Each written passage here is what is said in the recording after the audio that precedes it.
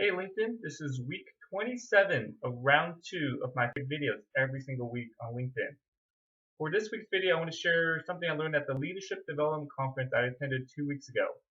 In last week's video, I talked about 2 tips from the closing speaker. The first tip was the person who has the biggest influence on you is you, and the second tip was whether you know it or not, you're being interviewed every single day.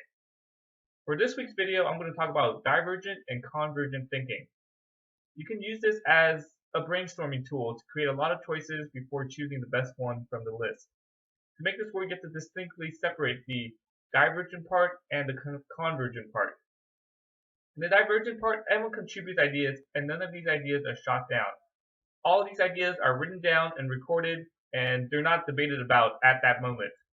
After all the ideas are written down, after maybe 3 minutes or 5 minutes of brainstorming, you start the convergent phase.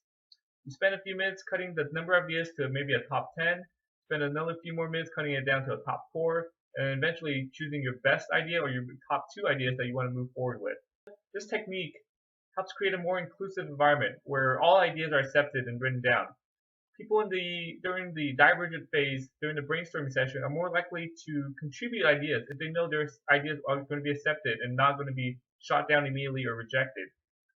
In the session I was in at the leadership conference, we did an activity to brainstorm as many ideas as we can within a group of 5 to incentivize high school students to participate in extracurricular activities. In just 1 minute, we came up with at least 10 to 15 ideas.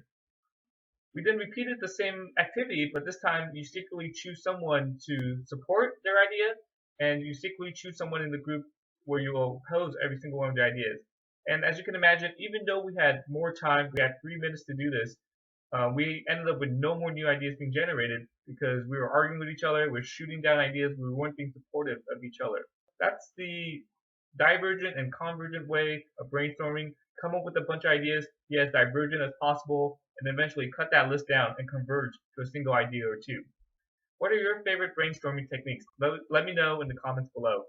Have a great week, everyone, and I'll talk to you all next week.